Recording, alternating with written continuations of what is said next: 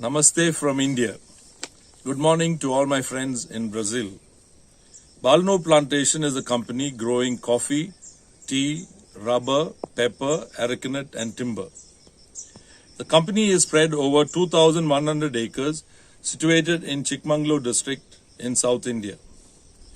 Legend has it that the first coffee seeds were planted in this region. South India, a state of Karnataka, is the main coffee growing region and it is suitable with suitable elevation, soil, rainfall for cultivating coffee. Since this is a coffee discussion, I'll confine my talk to coffee. We grow both Arabica and Robusta in our estates. We have varied elevation in our property, so we have divided the land between Arabica and Robusta. Arabica cultivation is carried out at elevations over 3,500 feet, while Robusta is planted in lands between 2,250 and 3,250 feet. Indian land laws limit the usage of land based on the classification for its use under the land ceiling laws. At this point, I must state I don't claim to be a scientist, so my presentation is purely from a practical approach, which we have adopted on our estate. Our approach to cultivation has always been to produce high standard coffee, which is artisanal and specialty coffees. If a grower has to survive, we have to get sustainable, remunerative and reasonable prices. We are regularly advised, produce or perish. Unfortunately, given the current situation, we have increased production and are still struggling to survive. The world production of coffee has soared, and so have the overall cost of production on the estate. Labor wages, input costs of fuel, fertilizer inputs, and all other ancillary costs have risen and not consistent with the production and the market value of the coffee. The producers were saved only by currency depreciation, but on many occasions we got less for the crop we produced.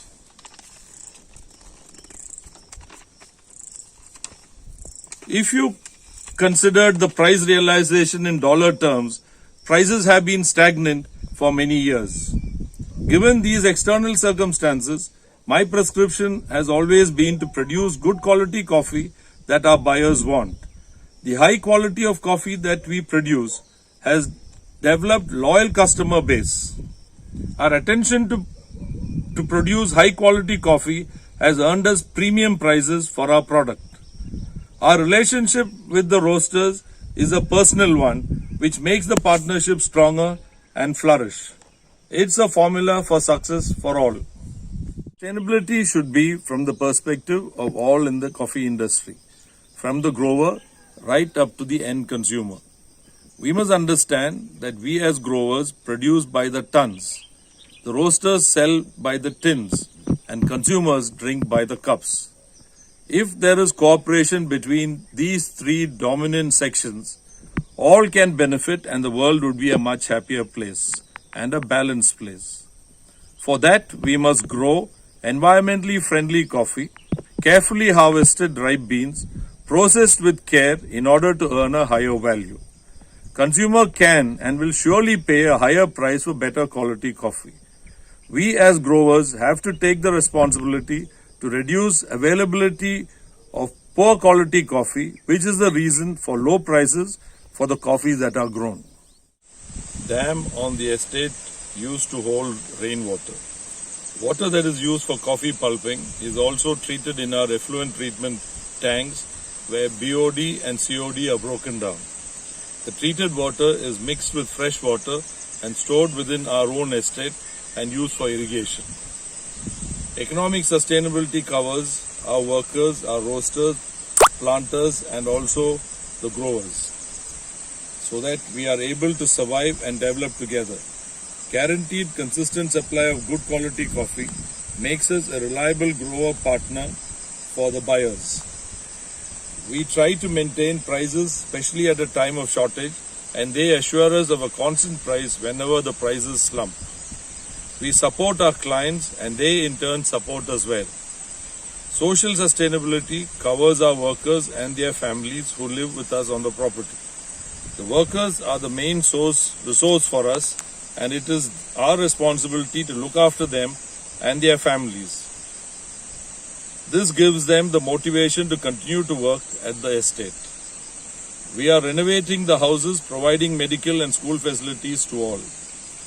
All the children on the estate are given free education till the 5th grade and then move on to the government provided schooling. In the long run, we have to see if they will have sufficient workers left on the estate. Coffee situation in India. At present, the overall yield levels of well-managed estate stands between 500 kgs to 700 kgs per acre in the case of Robusta. The yield levels are low because of the harvesting methods we follow. The multiple harvest ensures that we pulp only ripe beans, which improves the quality of our coffee. The percentage of overripe and green beans taken for pulping is only about 15% of the total crop. This selective harvesting has taken its toll on the plants. The plant bears the stress of the fruit for a much longer period and is not allowed to rest before the next year's flowering starts. One of the biggest constraints for us is the hilly terrain under which we farm, making mechanization next to impossible. We are highly dependent on migrant labor who are inexperienced in the field of agriculture. Major competing countries harvest well over our average productivity. The high productivity leads to a considerable drop in the cost of production. The main cultivation and approach adopted. To give you an idea of the location and climatic condition that we have at Balanoor, Balanoor is located between 13 degrees north and 75 degrees east. The hills roll with a gradient of 30 to 60 degree slopes. Our location is blessed to receive abundant amounts of natural rainfall with a spread in temperatures. The normal rainfall averages between 110 to 145 inches of rain in a year. The monsoon period is from June to September, October. The number of wet days has reduced, but the quantum of rain has remained the same. The intense rainfall has led to many landslips and damage of crops across the region. The rest of the period is dry and we have to rely on rainwater harvesting techniques to irrigate the property. During blossom period, we do receive rain, but this has become irregular and undependable. Due to this, we have invested heavily on irrigation and are now able to irrigate majority of our Robusta blocks. Arabica blocks are still dependent on natural rain.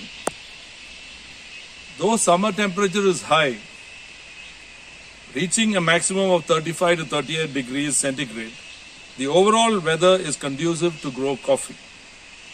We have planted multiple levels of mixed shade, which has helped in maintaining the microclimate at the estate during summer months. This has helped in reducing the temperature and also led to the development and preservation of the environment. The harvest period in India is between December till end of March and sometimes stretching longer, primarily because of the non-availability of labor.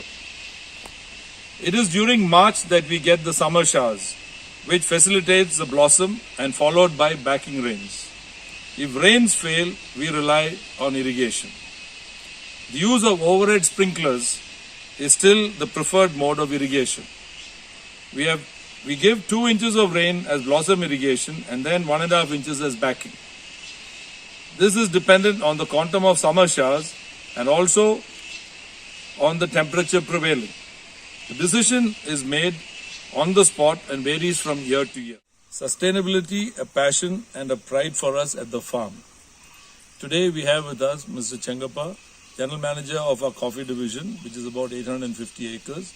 And we have with me Darshan, who is the Senior Deputy Manager of our coffee division. Sustainability for us is not just a marketing for our coffee, but it's a way of life. It's how we look after our property and also give back to nature. Practice of sustainability for us covers environmental, economic and social aspects. Environmental sustainability covers environmentally friendly practices of cultivation. We have shade tree policy of planting mixed trees to maintain the microclimate and also the overall ecosystem of that area. We don't use pesticide for our coffee and ensure that all chemicals used are within the approved limits of all of the rainforest and other certifying bodies. This conscious attention to input helps us in the development of the ecosystem so that the flora and fauna thrives, thereby automatically improving all other factors. The attention is to preserve the soil conditions by judicious use of fertilizers and to protect all the microorganisms. The quantum of fertilizer is decided by only carrying out soil audits and also done by the Coffee Board of India. Apart from this, we apply compost prepared at the estate using all byproducts and green manure grown within the estate. Post the harvest, we allow the plants to rest before taking it up for handling. We remove the long whippy wood to introduce new growth of new branches as Robusta plants crop only on green wood. I have right now in a field which is taken up for replanting. Right now I have with me Deputy Manager Coven, and this is a young area which has been uprooted and replanted. We have adopted a new technique of handling wherein we rejuvenate the sixth row of the entire estate. We cut all the branches which have become moribund and old and leave only a lung branch to induce new development. This aggressive rejuvenation has led to profuse regrowth of young wood and also a better bush frame. While this is being done, we desucker the plants in the other rows and also open up the entire center to allow sunlight to filter in for air circulation.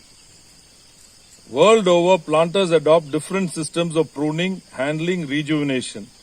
But at the end, result is the same. For development of fresh cropping wood, due to hilly terrain in our estate, our practices are highly labor dependent. Because of long dry periods, we cannot adopt stumping and rejuvenation pruning, which is practiced in other countries. Attention to processing is like a Michelin chef preparing his prized dish. You may have the best ingredients, but in the hands of a person who is not passionate, the dish can be a disaster. With reasonable quality inputs and a professional who is passionate, takes pride in his product and dedicated to the job, can turn the finished product into a work of art. Or in our case, give the customer God in the cup.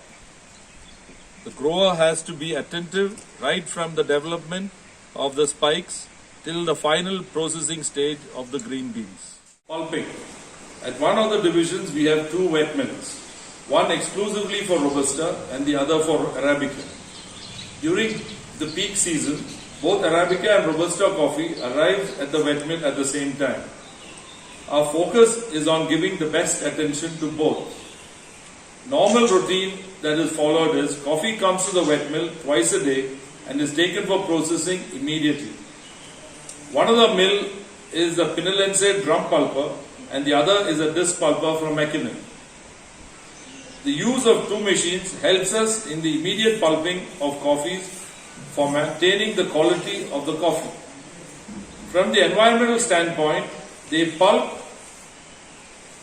pulpers are selected so that there is a minimum waste usage of water to minimize pollution. The quality of the beans that comes to the wet mill are mostly ripe beans, as we do 2 rounds of harvesting.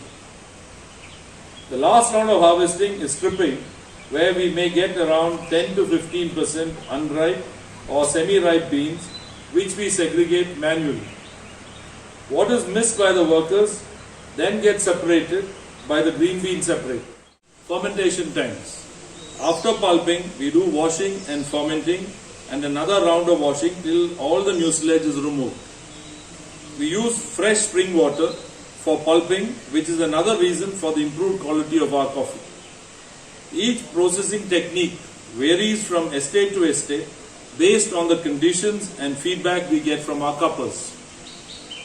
One estate we have a centriflux which removes surface moisture and any leftover mucilage. After the washing and soaking, coffee is then sun-dried. A large quantum of coffee is dried on raised platform to facilitate airflow and help in uniform drying of coffee. The coffee is frequently raked to ensure uniform drying. At times when temperature goes up, we cover the coffee in shade nets. We have a mechanical dryer which was purchased 15 years ago, but is used only sparingly when there is an unseasonal rain. From the time of buying the machine, we have used it only on 3 or 4 occasions, as we still believe that natural sun drying is the best form of drying of coffee. We dry our coffee up to 10.5% to 11.5% moisture. As on storage, the coffee dries further. After the coffee is dried to a desired level, it is moved to our dedicated curing mills. This gives us complete control and traceability of our coffee. We grow 11 varieties of Arabica, each processed and sold varietally. Hence, it is important that we store and process the coffee in-house and with a lot of care. Coffee is taken up for processing only when our buyers approve the coffee and are ready to receive it. What is important is for us to work closely with our roaster buyers and also with our cuppers to get a feedback on the coffee that is produced. It is now fashionable in India to experiment and produce many micro and nano lots of coffee, which fetches a very, very high price. Some of the traditional cuppers may not give high scores, but the new generation cafes and customers are always in search of something new, which is encouraging growers to explore new methods of processing. I would like to conclude by saying there are problems for all of us irrespective of where we are.